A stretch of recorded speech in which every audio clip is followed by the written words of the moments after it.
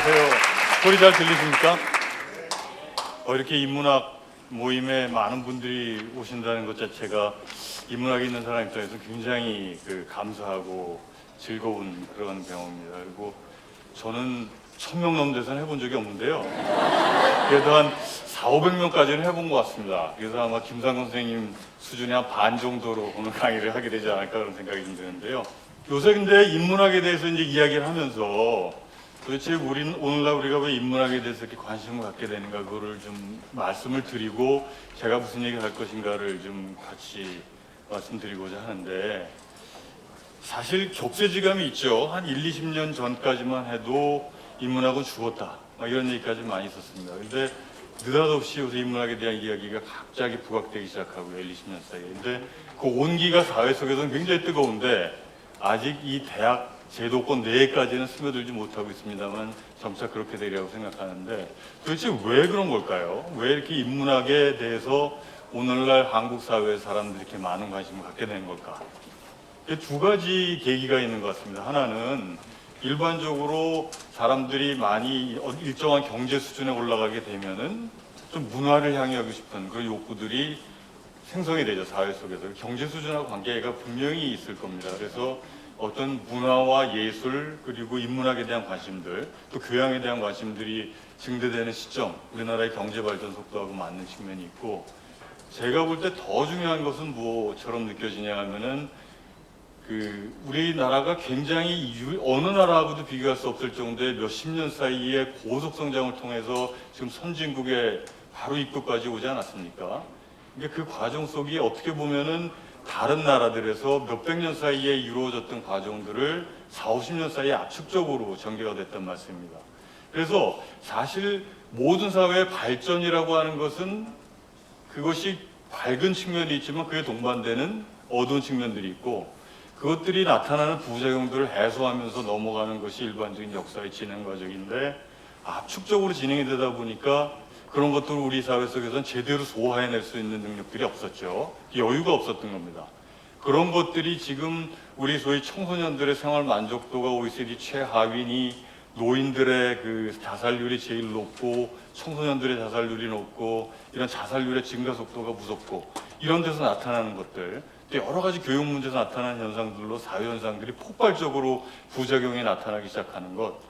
그래서 우리가 이제 어느 정도 경제적으로 먹고 사는 과정에 오면서 이제 사회를 되돌아보면서 과연 우리가 이렇게 살아도 되는가에 대한 반성, 사회적 욕구, 이런 것들이 함께 두 가지가 뭉쳐져 가지고 인문학에 대한 관심으로 이제 직결이 된다고 저는 생각을 하는데요. 지금까지 우리가 앞뒤 가리지 않고 정신없이 달려왔는데, 이제 앞으로 가야 할 방향이 무엇인가? 딴 사람들이 가 있는 지경까지 왔지만 그 다음에 가야 할 지경은 잘 보이질 않고, 한편으로 달려온 과정 속에서 나타났던 온갖 문제들 때문에 고통받고 있는 신음소리가 도처에서 들리고, 이런 상황들이 이제 인문학에 대한 눈길로 이어지고 있는 그런 상황입니다. 그래서 제가 오늘 말씀드리고자 하는 것도, 이야기를 하고자 하는 것도 바로 이것과 관련된 이야기인데, 저는 여러분들이 인문학을 한다고, 제가 철학을 한다고 해가지고 어떻게 살아라, 이런 얘기 할 수가 없습니다. 그건 인문학자의 소임도 아니라고 생각하고요. 다만 인문학자들이 해줄 수 있는 것들은 무엇이냐면은 우리가 지금 어디에 와 있는가에 대한 진단 같은 거를 해보고 스스로 생각할 수 있는 능력과 과정들을 여러분들에게 제공할 수 있다면 저는 그 인문학자들의 소임이라고 생각합니다. 그래서 저는 때로 인문학자들이 어떤 가치관에 대해서 이렇게 사는 것이 맞는 것이다, 저렇게 살아야 된다라고 얘기할 때 저는 굉장히 항상 의심의 눈초리를 바라보는 편입니다. 왜냐하면 그 가치관이라고 하는 것은 이미 우리 세계 속에서 너무나 많이 지금 잉여 상태에서 수없이 많은 충돌을 낳고 있는데 거기다 또 하나의 가치관을 주라고? 저는 그 인문학의 소임은 거기에 있는 것이 아니라, 다양한 가치관들이 있을 때 이것들이 도대체 어떤 상황 속에서 형성이 됐으며 이것들을 어떻게 조율을 해야 되고 서로 받아들이고 이야기를 하고 대화를 하고 합리적으로 승복할 수 있는 미래의 꿈을, 비전을 만들어내는 것이 무엇인가, 이거를 가르치는 것이 인문학이 해야 할 일이라고 생각을 합니다. 또 하나 이데올로기를 만드는 것, 우리 이미 과거 역사 속에서 충분히 많이 있습니다. 더 이상 우리의 책상 위에 또 하나의 갈등의 요소를 올려놓을 이유도 없다고 생각을 하고요. 그래서 그런 측면, 인문학이 미래에 어디로 갈 것인가를 생각하는 하나의 토양을 제공하고자 할 때 과거 어디서 왔으며 현재 어디에 있는가를 이야기할 때 한 가지 중요한 고려로서 소위 개인의 형성과 그 다음에 공동체의 가치 사이의 갈등 구조라고 하는 것이 어떤 연유로 어떤 과정을 통해서 만들어졌는가 이런 거 한번 생각해보는 그런 메뉴를 여러분께 제공해드리고자 하는 겁니다. 그래서 2000년의 역사 정도를 제가 한 2, 3분 내에 말씀을 드리도록 할게요. 한 5분 정도의 말씀을 드리면은 사실 오늘날의 우리를 지배하고 있는 이런 사회 구조 속에서는 당시 페르시아와 소위 그리스 로만 문명 사이의 대립이라고 하는 것이 이제 핵심적인 것이었는데 그 중에서 결국은 현재까지 아직까지의 승자로 남아있는 것은 따라서 우리의 삶의 많은 부분을 지금 영향을 주고 있는 부분들은 어디냐 하면은 그레코 로만 그 문명 아닙니까? 근데 재미있는 것은 사상의 원류, 소위 문명과 사람들의 사고의 서양 사상의 원류라고 부를 수 있는 것은 그리스였습니다. 근데 그리스가 아까 얘기했던 페르시아 전쟁이나 펠로폰네소 전쟁, 아테네와 그 스파르타 사이의 싸움 같은 걸 통해서 약해지면서 결국은 강대국들한테 그 굴복을 하게 되죠. 그때 그 그리스를 삼켜 먹은 가장 큰 그 문명이 로마 문명 아닙니까? 그래서 소위 유럽의 문명의 전개 과정은 로마의 침략의 과정하고 대등한 거라고 이야기할 수 있습니다. 그러니까 로마가 침략을 하는 것이 바로 유럽에서의 문명화의 과정이었어요. 근데 그 하나의 사족을 달자면 재미로 말씀을 드리자면은 로마가 확대해 나갈 때 어려움을 겪었던 적이 게르만 지역 아닙니까? 독일까지는 제대로 전체적으로 지배를 못하게 되는데 그래서 과거 근대 이르기까지 어떻게 보면 독일이 다른 유럽에 비해 상당한 열등감을 갖고 있었던 것. 그것이 바로 로마에 의해서 어떤 의미에서는 역설적이게도 지배를 받지 않아서 문명화의 과정 속에서 뒤졌던 그런 역사라고 할 수 있을 겁니다. 그런데 이 과정을 가만히 보게 되면은요, 그리스 문명이라고 하는 것 속에서 그리스적인 사고 방식이 결국 로마를 타고 유럽 전체로 확산된 건데, 그러니까 먹히긴 했지만, 비록 그리스가 로마에 먹히긴 했지만 그리스는 이 로마라고 하는 세력을 타고 유럽 전체로 자신들의 사상을 서양 사상의 근간, 오늘날까지도 그 근간을 이루게 되는데 이 유럽 사상의 근간을 이루게 된 그리스 사상에서 가장 중요한 것은 뭐냐면 바로 공동체주의적인 사고방식입니다. 그러니까 개인의 선함과 옳음, 어떤 것이 옳은 것이고 어떤 것이 선한 것인가를 이야기를 할 때 그것을 어디에서 이야기를 하냐 하면은 전체라고 하는 공동체 속에서 거기 속해 있는 요소가 얼마만큼 전체의 원활한 운영을 위해서 잘 작동하고 있는가, 그게 바로 선하고 옳은 것에 대한 기준으로 작동을 했었어요. 예를 들면 심장을 한번 생각을 해보자고요. 어떤 심장이 훌륭한 심장입니까? 어떤 피를 잘 보내줘가지고 그 심장에 속해 있는 전체 신체가 원활하게 작동할 수 있게끔 해주는 것이 옳은 심장이고 훌륭한 심장이 되는 겁니다. 그렇죠? 이렇게 그러면 심장이 잘 움직이고 있는가, 선한 것인가, 옳게 작동하고 있는가에 대한 판단은 그것이 속한 인간, 그 주인을 떠나서는 이야기할 수 없는 거겠죠. 그렇죠?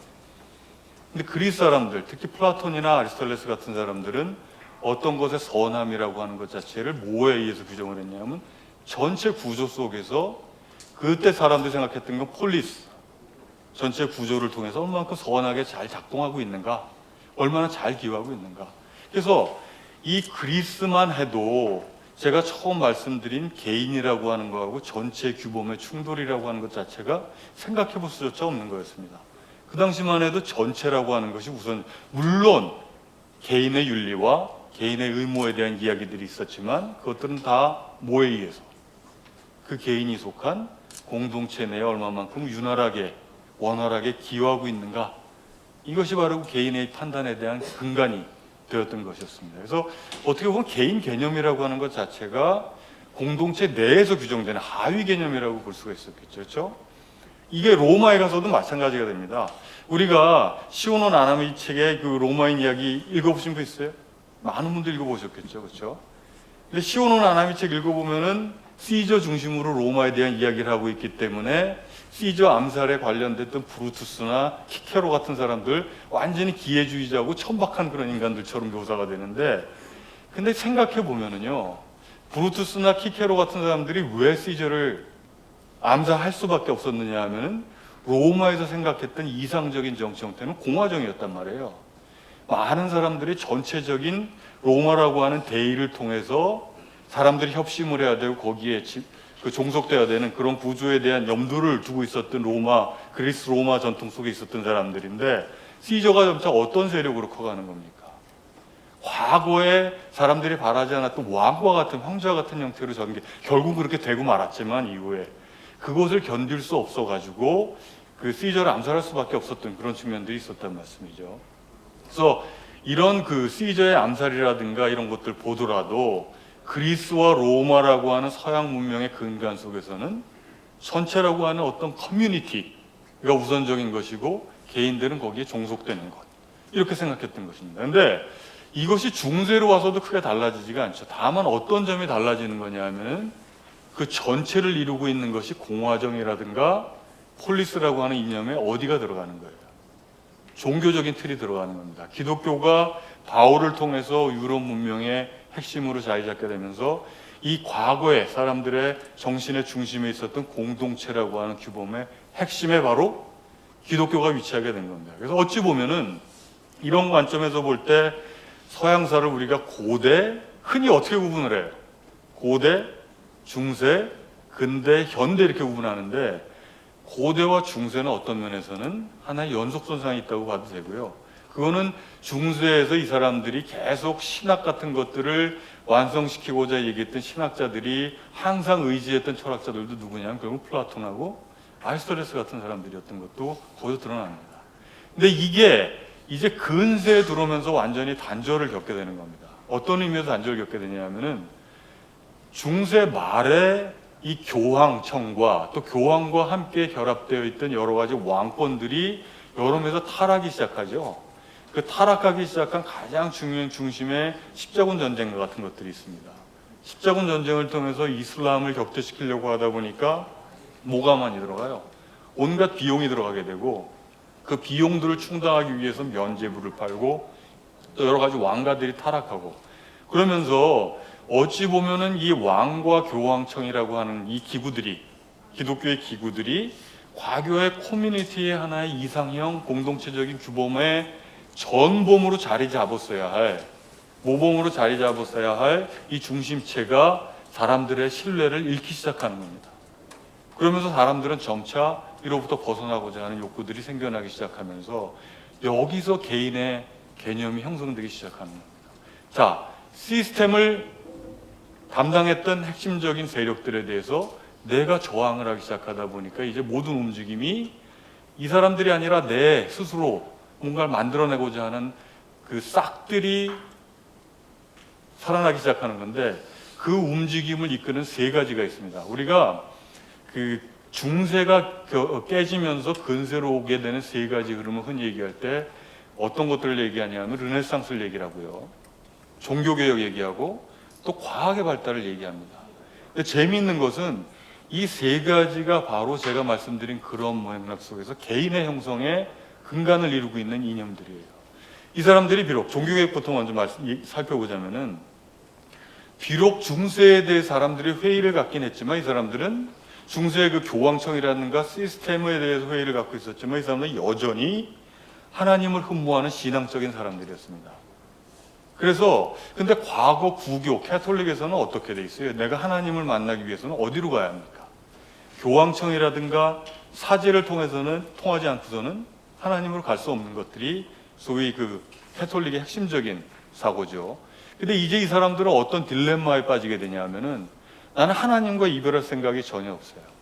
그렇지만 현세 내에서 하나님을 대리하고 있는 시스템 자체는 내가 도저히 더 이상 신뢰할 수 없는 그런 상황이 발생하게 됩니다. 그러면서 이 사람들에 대해 나타나는 욕구는 뭐냐면, 이제 하나님을 만나는 길이 마련됐으면 좋겠는데 현재 중세를 지배하고 있는 이 제도권 공동체의 길목을 자리 잡고 있는 이러한 시스템을 통하지 않고서 하나님을 만나고 싶은 생각들, 이 간절한데 이때 바로 나타난 그 사상들이 누굽니까? 루터와 칼뱅 같은 사람들의 핵심적인 사고방식들이죠. 이거는 뭐냐면은 이제는 더 이상 하나님을 만나기 위해서 시스템을 통과하지 않아도 된다. 하나님과 우리는 1대1로 만날 수 있고, 이제 교황이라든가 종교계에 종사하는 사람들은 더 이상 하나님의 대리자가 아니라 조력자다. 이런 생각을 제시하게 된 겁니다. 그렇기 때문에 루터나 칼뱅, 많은 신학자들이 이야기하기에 과거의 성 어거스틴이나 토마스 아퀴나스에 비할 때는 발끝에도 갈 수 없는, 그런 이론적으로 볼 때는 그런 루터와 칼뱅의 사상이 아퀴나스나 성 어거스틴에 비해서 훨씬 더 폭발력을 가지고 사람들한테 호소력을 갖고 받아들여지기 시작하는 겁니다. 이게 바로 뭐예요? 종교에 있어서의 하나의 전체주의, 공동체주의가 아닌 개인주의가 배태되는 그런 과정이 되는 거고요. 또 하나 중요한 것은 뭐냐면은 아까 말씀드렸듯이 중세 사상가들이 결국 서양 문명의 사상의 핵심은 어디에 있다고 얘기했었습니까? 유럽에서. 그리스에 있다고 얘기했었죠.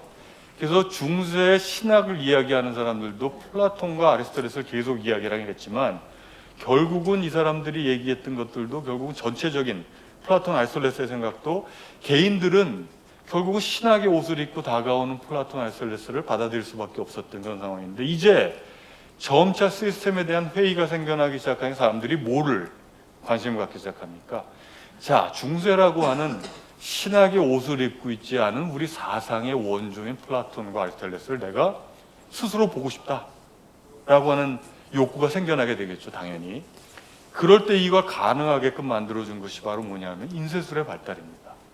인쇄술이 발달하면서 이제는 더 이상, 과거에는 그것이 필사본으로만 전해질 수 있었기 때문에 소수의 학자들과 특수층에만 국한될 수 있었던 것이 이제 보편성을 가지게 되면서 많은 사람들이 갖고 있었던 내가 우리 사상의 원조인 플라톤, 아리스토텔레스를 읽고 스스로 깨닫고 싶다라고 하는 것들이 현실화되기 시작하면서 이제 어떤 개인주의가 나타나기 시작하냐면 더 이상 시스템에 의해서 해석된, 채색된 플라톤과 아리스토텔레스가 아니라 내가 스스로 읽고 내가 이해한 플라톤, 아리스토텔레스에 대한 이야기들이 르네상스에서 시작이 되는 겁니다. 그래서 우리가 르네상스를 이야기할 때 르네상스는 주로 원천으로 돌아가자라고 얘기하는 건데, 슬로건이요. 그때 얘기하는 원천은 근본적인 문제로 돌아가자는 의미가 아니라 서양 사상의 원류인 어디? 그리스 사상 원천을 스스로 읽고 한번 내 삶에 적용해보자. 이런 이야기들이 바로 르네상스로 이어지는 겁니다. 그래서 이제 지성에 있어서의 개인주의가 형성이 되고 신학에 있어서의 개인주의가 형성이 되기 시작하면서 뭐가 발달하기 시작해요? 뭐가 발달하기 시작하냐면 점차 과학이라는 게 발달하기 시작합니다. 과학이 발전할 수 없었던 이유는 뭐에 있었습니까? 과학, 자연에 대한 이해의 관점도 누가 제공해? 시스템이 제공했던 것을 나는 받아들여야 되는 거였지만 이제는 그런 울타리에서부터 점차 노연하기 시작하는 겁니다.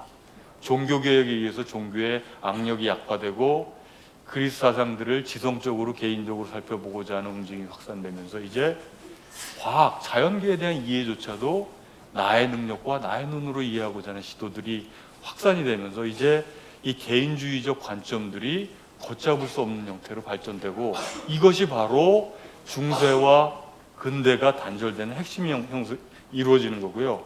거기에 바로 개인이 자리 잡게 되는 겁니다. 그러다 보니까 이제 점차 사람들 사이에 어떤 생각도 나타나기 시작하냐 하면은 가치에 대한 이야기들도 공동체적인 가치보다 개인이 갖고 있는 어떤 인권이라든가 개인의 권리, 이런 것들이 점차 중요한 것으로 부각이 되기 시작하죠. 그렇죠? 그러면서 이 근세적인 소위 규범, 가치관을 가장 대표적으로 제시한 사람이 누구냐면 존 로크라고 하는 사람입니다. 여러분도 아마 이제 상당한 시간이 지나가지고 다 잊어버리셨겠지만 천부인권 이런 얘기 들어보셨죠, 그렇죠? 거기서 양도 불가능한 권리 이런 것들 이야기했습니다. 그건 뭐냐, 개인의 생명권 이런 것들이 출발이 돼서 점차 개인들의 표현의 자유니 뭐니 우리가 그토록 익숙한 개인의 권한 이런 것들이 그때 형성이 되기 시작하는 겁니다. 그러면서 점차 그러면은 공동체는 뭐 하는 거냐? 공동체적인 가치는 생각해 보세요. 역사의 과정이라고 하는 것이 한순간 어떤 일정한 틀로부터 일탈이 돼가지고 반대 새로운 사상들이 나타날 때는 그거는 어떤 쪽으로 가는 경향이 있냐 하면 반대 극단으로 튀어가는 경향들이 생깁니다. 그렇죠? 그래서 중세로부터 벗어나서 개인의 권리나 개인의 위상 같은 것들이 강화되는 근세에는 극단적으로 개인의 권리들이 강화되는 그런 분위기가 형성이 되고요. 그러다 보니까 공동체라고 하는 것이 할 수 있는 규범이라든가 역할들은 최소화시키게 됩니다. 그러면서 이 로크의 사상이 발달할 때 하나의 사회적인 이념으로 형성된 것이 뭐냐 하면은 야경국가론이에요. 야경국가론이라는 것이 국가가 할 수 있는 일은 최소화돼야 된다. 이런 것들입니다. 그러니까 더 이상 국가는 네가 먼저 하나의 틀을 가지고 개인에 대해서 이래라 저래라 해서는 안 되고, 국가는 개인들이 자유롭게 자발적으로 계약을 맺고 하나의 협약적인 규범을 만들어 나갈 때 원활하게 할 수 있게끔 조력자 역할만 하는 것이지, 공동체의 가치가 개인들의 권리에 앞서서 또 개인으로 하여금 이래라 저래라 할 수 있는 것들은 없다, 이런 생각하는 겁니다. 야경국가, 야경꾼이라는 말 익숙한 분 있으세요? 여기 보니까 대부분 그 야경꾼 본 적이 없으실 것 같은데, 야경꾼 저 어렸을 때 보면은 밤에 이 딱딱 이 그 판때기 치면서 소리 내면서 지나다니는 경찰과 같은 사람입니다. 그건 뭐냐면 도둑들이 그 소리 듣고 도망가게 하기 위해서. 그러니까 국가는 먼저 하는 것이 아니라 하나의 폭력이라든가 문제를 예방하는 수준, 그 개인들이 자유스럽게 어떤 계약을 할 수 있는 수준 정도만 만들어주는 것이 개인들이 할 일이야, 국가가 할 일이다, 이런 생각을 했던 겁니다. 그래서 이제 바로 이런 틀, 개인의 틀 같은 것들이 만들어지는 이런 것이 오늘날 뭐라고 불려지는 거냐 하면은 그 시대의 그 상황이 바로 자유주의라고 불려지는 겁니다. 그래서 오늘날도 좌파 우파 얘기할 때 우파를 흔히 뭐로 해석을 하냐면 자유주의자, 자유주의 총연맹, 이런 것들 나오죠. 그 사람들은 결국 뭐냐면 굉장한 시장주의자들이에요. 국가가 경제적인 측면에 개입하지 말고 시장이 자유롭게 하는 대로 놔둬라, 그러면 만사가 잘 풀릴 것이다 라고 하는 생각들이 바로 국가의 개입을 최소화시켜가지고 그냥 사회가 자연스럽게 돌아가도록 개인들에게 내버려둬라 라고 하는 이야기들이 바로 자유주의적인 사상이고, 여러분들이 잘 알고 있는 아담 스미스의 사상이 바로 그겁니다. 아담 스미스 하면 떠오르는 단어가 뭐예요? 보이지 않는 손이 생각나시죠? 그건 보이지 않는 손이 어딘가 있다는 이야기입니까? 보이지 않는 손을 실체화시켜서는 안 되고, 아담 스미스가 보이지 않는 손이라는 개념을 통해서 얘기하고자 한 건 뭐냐 하면은 개인들을 자유롭게 계약을 하고 자유롭게 활동하게 놔두면 국가가 개입하지 않고, 그럼 어떻게 된다? 저절로 공동체가 선하게 잘 구성이 될 것이다, 이런 얘기가 바로 아담 스미스의 보이지 않는 손의 개념이고, 개인주의가 극대화된 야경 국가의 개념이고 최소 국가의 개념이며 그런 것입니다. 그렇죠? 다시 한번 이제 여러분한테 다시 한번 질문을 드려볼게요. 얼마 전에 노무현 정권 때 부유세에 대한 이야기가 나왔어요. 그렇죠? 부유세는 그 세금, 누진세를 비판하기 위한 그 노무현 정권을 비판한 사람들이 그 붙였던 이름이긴 하지만, 이 북구의 사회주의 국가들 보면은 어떤 것들을 부여하냐 하면 소득이 올라감에 따라서 엄청나게 많은 세금을 부여해가지고 그걸 어떻게 돼요? 나머지 사람들의 최소의 삶의 생계비들을 유지할 수 일정한 삶을 유지할 수 있게 해줌으로써 공동체가 원활하게 돌아갈 수 있기 위한 기반을 만들어 나가는 그런 생각들 아닙니까? 그것은 바로 그 개인의 자유나 개인의 권한이나 이런 것들이 뭐에 의해서?